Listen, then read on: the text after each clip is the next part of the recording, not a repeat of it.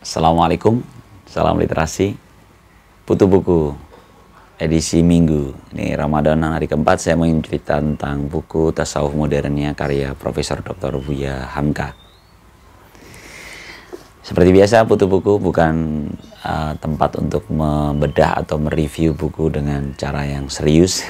Saya hanya ingin cerita tentang hubungan saya dengan buku ini, salah satunya hari ini ya, buku Tasawuf Modern. Latar belakang, buku ini adalah salah satu buku yang direkomendasikan almarhum bapak saya saat pada suatu hari kita ngobrol gitu, diskusi, saya masih di pesantren saat itu. Kemudian saya ada satu pernyataan dari saya bahwa saya tidak ada cita-cita, memutuskan tidak ada cita-cita dalam diri saya untuk kaya.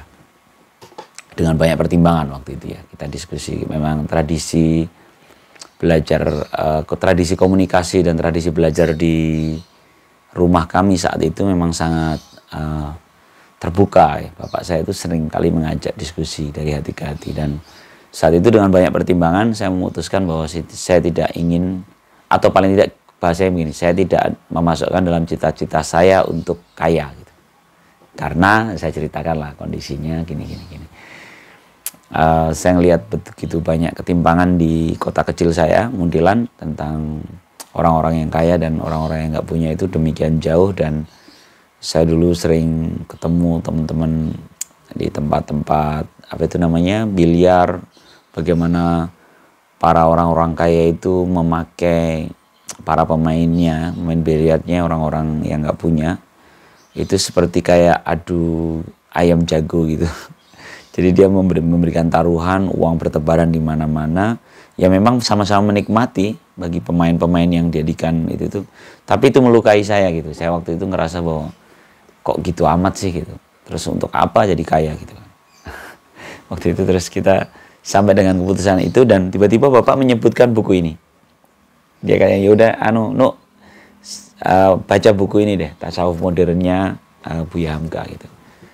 Dan saya waktu itu saya lupa, tapi kayaknya sih saya nemu di perpustakaan ya, buku Tasawuf Modern ini. Dan saya memang sudah membacanya di zaman di pesantren. Dan memang menarik ya buku Tasawuf Modern karya Buya Hamka ini. Saya akan cerita tentang latar belakang buku ini. Katanya sebenarnya awalnya mau diberi judul Bahagia, karena itu kan subjudulnya bahagia itu dekat dengan kita, ada di dalam diri kita. Jadi judulnya mau bahagia, tapi ternyata sudah terlanjur menarik kata tasawufnya, tasawuf modern. Jadi karena menggoda orang berpikir, wah ini bicara tentang teosofi nih gitu kan. Ternyata isinya tentang sekitaran bahagia. Kemudian ada yang menarik kalau kita baca di halaman X111 ya, halaman Romawi 8 di buku ini ada satu bab gitu, judulnya Kisah Tasawuf Modern buku ini dengan pengarangnya, yaitu dengan Profesor Dr. Haji siapa nama lengkapnya? Haji Abdul Malik Karim Amrullah Hamka. Jadi di sini ini ada pengantar untuk cetakan yang ke-7. Di sini diceritakan bagaimana Hamka sendiri saat akhirnya dia ditangkap waktu itu karena dianggap berkhianat menjual negara kepada Malaysia. Dan dia sangat emosi ketika karena kan itu tuduhan yang tidak berdasar. Tapi akhirnya memang ditangkap ya. Hamka ini sempat ditangkap, masuk penjara. Dan dia di sini diceritakan bagaimana dia meminta kepada anak-anaknya, kalau anak-anaknya mau besuk, tolong bawakan buku Tasawuf Modern. Jadi bahkan penulisnya sendiri membutuhkan membaca buku ini untuk menjaga emosinya gitu, agar tenang dia. Bahkan sampai diledek. Seorang temannya datang dan, "Wah, Pak Hamka sedang membaca karangan Pak Hamka." Lalu Buya Hamka menjawab, "Memang," jawab saya, "Hamka sedang memberikan nasihat kepada dirinya sendiri sesudah selalu memberikan nasihat pada orang lain. Dia hendak mencari ketenangan jiwa dengan buku ini, sebab telah banyak orang yang memberitahukan kepadanya bahwa mereka mendapat ketenangan kembali dengan membaca buku tasawuf modern ini. Jadi bahkan pengarangnya pun akhirnya menikmati karyanya sendiri gitu, untuk mencari ketenangan jiwa. Karena ini menurut saya buku yang tepat. Saya kembali membelinya. Jadi dulu saya hanya baca di, saya lupa bahkan di mana ya, kayaknya sih di perpustakaan gitu ya. Terus saya sekarang membelinya sendiri, dicetakan yang kesekian ini. Covernya beda banget. Saya ingat dulu tuh kalaunya merah hijau hijau gelap gitu dulu kalau nggak salah. Sekarang dengan cover yang lebih menarik. Tepat ketika saya membelinya lagi gitu, dan saya membacanya lagi, mau murojaah kembali di bulan Ramadan. Ini Ramadan hari keempat. Ini sepertinya tepat karena memang ini buku yang sangat bagus untuk kembali menemukan ketenangan hati kita. Lalu di bab pertama, ini saya langsung kenal, bukan bab pertama, jadi ini terdiri dari 12 bab.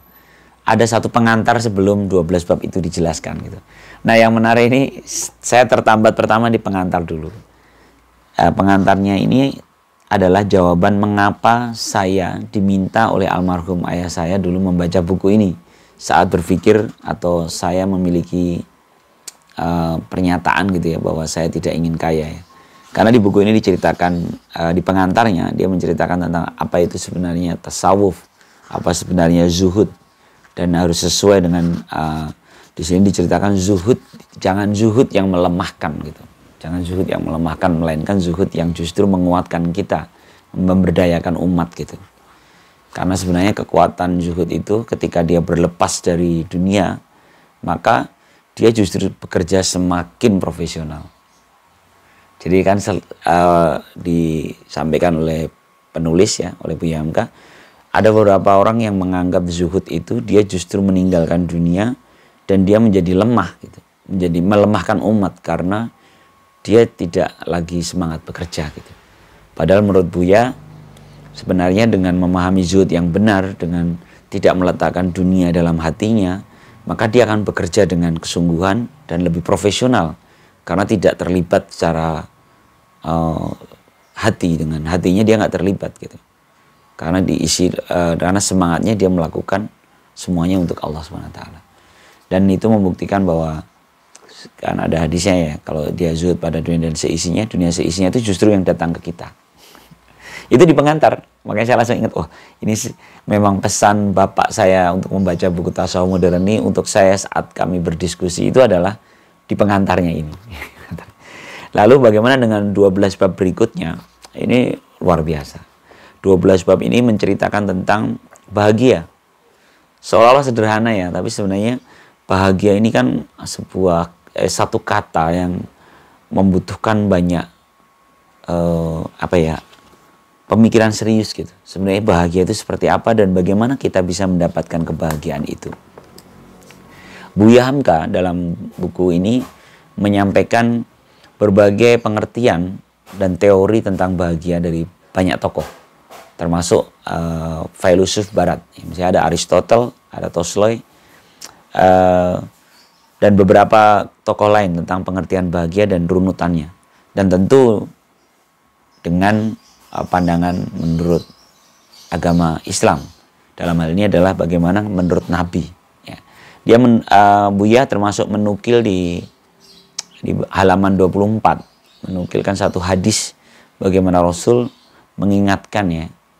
Ini menarik juga nih, karena hadis itu sebenarnya nggak menyebutkan kata bahagia gitu. Jadi kalau teman-teman searching dengan keyword dalam satu aplikasi hadis gitu, keyword kata bahagia, mungkin justru nggak ketemu hadis ini, karena hadis ini cerita tentang bagaimana menyempurnakan akal gitu. Tapi terhubung nih, ini salah satu, ini kalau menurut Buya Hamka justru ini kunci menjadi bahagia itu. Bagaimana menyempurnakan akal itu ada 3, yaitu pertama ma'rifatullah, dia dengan baik mengenal Allah. Pertama itu. Sehingga kan tentu dengan sifat-sifat Allah semua dia kenal dengan baik. Kemudian yang kedua, dia taat dengan perintah Allah. Jadi akal itu sempurna kalau pertama ma'rifatullah dengan baik gitu ya. Mengenal Allah dengan baik, kemudian dia taat kepada Allah. Kemudian yang ketiga, ini menarik. sabar atas ketentuannya. Jadi ketika 3 ini terjalani, maka sebenarnya akal ini menjadi sempurna. Kata hadis sih. Kalau di sini disebutkan di halaman 24 ya. Ini menarik ya. Jadi hasilnya sebenarnya kalau kita itu bisa menyempurnakan pikir akal kita dengan tepat, dengan sempurna, kita akan menemukan kebahagiaan kita. Lihat aja poin ketiganya itu. Bagaimana kita bisa sabar atas ketentuannya. Kan terkadang kebahagiaan kita itu direnggut karena kita terburu-buru menetapkan yang baik untuk kita ini apa gitu. Seolah-olah itu adalah syarat kebahagiaan kita. Ketika tidak terpenuhi maka kita nggak bahagia gitu. Padahal kalau itu udah ketentuannya, ya, untuk apa kita menambahkan syarat? Oke ya, itu di halaman 24. Lalu ada yang menarik lagi itu, saya coba ini aja ya. Saya nukil-nukil aja karena ini cukup tebal ya. Ada di bab 4 itu ada tentang kesehatan jiwa dan badan. Nah, ada di bab 4 tentang kesehatan jiwa dan badan, disebutkan di situ ada 5 untuk menjaga kesehatan badan itu. Yang pertama, bergaul dengan orang-orang budiman. Saya masih menggunakan diksinya Buya Hamka ya. Jadi di sana menemukan orang-orang budiman. Jadi kalau kita bergaul dengan orang-orang yang baik, maka atmosfernya atmosfer kebaikan, pikiran-pikiran kita, kata-kata yang kita konsumsi saat bersama mereka adalah kata-kata yang baik. Ini penting untuk membangun atmosfer kebahagiaan kita. Kemudian, kedua, membiasakan pekerjaan berpikir. Ini diksinya Pak, ini Bu Yamka ya, bagus ini. Membiasakan pekerjaan berpikir. Saya termasuk yang ketika membaca poin itu tuh langsung saya cari maksudnya apa gitu. Karena kan pekerjaan berpikir itu apa sih gitu. Jadi ternyata kuncinya itu memang kita tuh berpikir. Jadi setiap kejadian kita pikirkan ada apa di sekitaran itu. Kalau Buya Hamka di sini mengingatkan karena malas berpikir itu seperti mati dalam hidup. Ngeri ya, mati dalam hidup. Oke ya, jadi bagaimana menemukan ternyata justru kita harus rajin berpikir. Ini tentu beda lah ya kalau anak sekarang pada bilangnya apa overthinking, nah gitu. Enggak, ini berpikir ini justru kita mencari segala sesuatu itu ada apa sih turunan dari atas itu. Nanti di sini kalau teman-teman baca utuh itu ketemu sifat, misalnya contoh mengapa orang benci. Kan benci salah satu gangguan kebahagiaannya. Di sini disebutkan benci, itu diulas sama Buya Hamka. Apa yang membuat seseorang itu benci? Ditelusuri sampai akhirnya nanti ketemu, iya kenapa harus benci? Terus ada pesimis, gitu. Itu dibahas juga, ini sifat-sifat negatif ya. Kenapa harus pesimis? Ulas, dibongkar sama Buya Hamka di buku ini. Termasuk bagaimana sifat-sifat positifnya misalnya. Ini ada juga di halaman 176 nih. Ya. Obatnya jiwa itu syaja'ah, berani. Berani pada kebenaran, tapi takut pada kesalahan. Takut pada yang. Jadi kalau benar berani. Gitu. Kemudian yang kedua, ifah, pandai menjaga kehormatan batin. Kemudian hikmah, selalu tahu rahasia dari pengalaman kehidupan. Dan yang keempat adalah adil walaupun pada diri sendiri. Oh, menarik kan? Ada obatnya itu salah satu tadi syaja'ah, ifah, hikmah dan adalah. Dan semua ini, saya menjelaskannya agak beda bab di cara penuturannya berbeda dengan susunan di buku ini. Tapi tadi itu kalau kita mau rajin membiasakan berpikir, maka kulik semuanya, nilai-nilai keburukan maupun nilai-nilai kebaikan, sehingga kita tahu bagaimana cara menjalankannya. Seru ya. Kemudian yang tadi kan saya bilang tentang menjaga kesehatan jiwa dan badan tadi, yang pertama bergaul dengan orang budiman, kemudian membiasakan pekerjaan berpikir. Nah yang ketiga adalah menahan syahwat dan marah.